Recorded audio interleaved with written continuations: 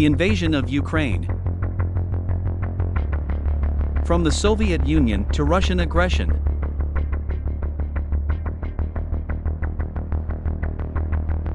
An overview of Ukraine's history. Early history. We can date back first settlement by modern humans in Ukraine to 32,000 BC, with evidence of the Gravettian culture in the Crimean Mountains. Around 4,500 BC, the Neolithic Kukyatini Tripilia culture was flourishing in wide areas of modern Ukraine. Ukraine is also considered to be the likely location of the first domestication of the horse. In the 3rd millennium BC, early Indo-European migrations from the Pontic steppe spread Yamnaya steppe pastoralist ancestry and Indo-European languages across large parts of Europe. Iranian-speaking Cimmerians, Scythians, and Sarmatians inhabited the land during the Iron Age. It was part of the Scythian kingdom between 700 BC and 200 BC.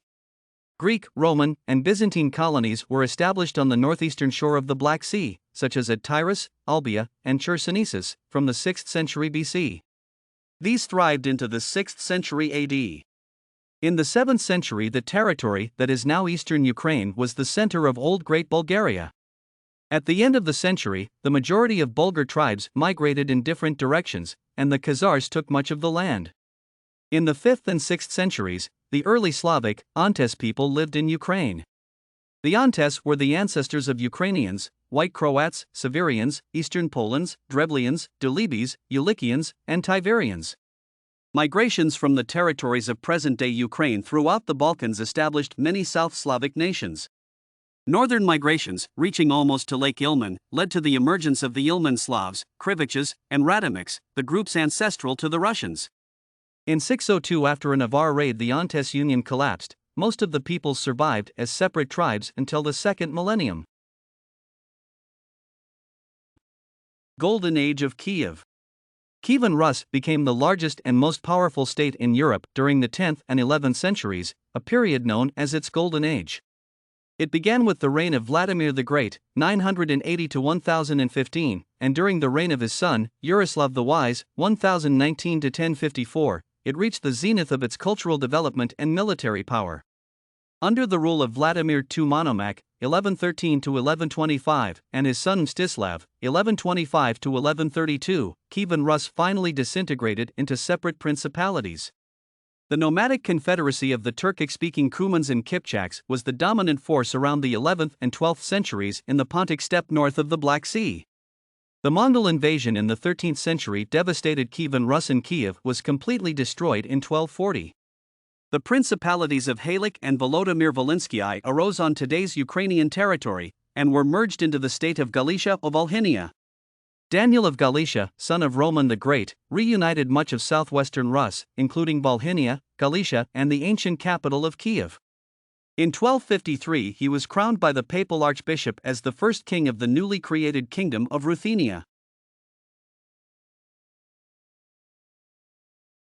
Foreign domination.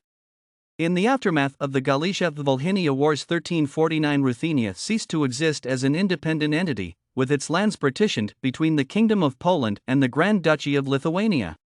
From the mid-13th century to the late 1400s, the Republic of Genoa founded numerous colonies in the Black Sea region of modern Ukraine and transformed these into large commercial centers headed by the consul, a representative of the Republic. In 1430, the region of Podolia was incorporated into Poland, and Ukraine became increasingly settled by Polish colonizers. In 1441, Genghis Prince Hasai-i-Jiri founded the Crimean Khanate on the Crimean Peninsula and the surrounding steppes. In 1569, the Union of Lublin established the Polish-Lithuanian Commonwealth, and most of the former Ruthenian lands were transferred from Lithuania to the Crown of the Kingdom of Poland, becoming de jure Polish territory. Cossack Hetmanate. In 1648, Bogdan Khmelnytsky led the largest of the Cossack uprisings against the Commonwealth and the Polish king, which enjoyed wide support from the local population. So he founded the Cossack Hetmanate, which existed until 1764. After he suffered a crushing defeat at the Battle of Berestechko in 1651, he turned to the Russian Tsar for help. In 1654, a military and political alliance with Russia was formed that acknowledged loyalty to the Russian monarch.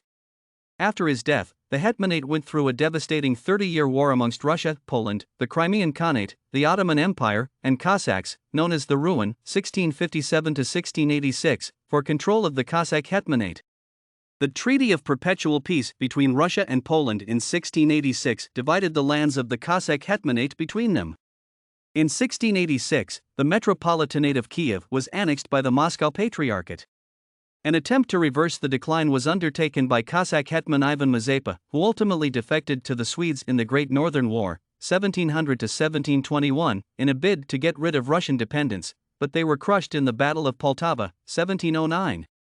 Catherine the Great incorporated much of central Ukraine into the Russian Empire in the years 1764–1781.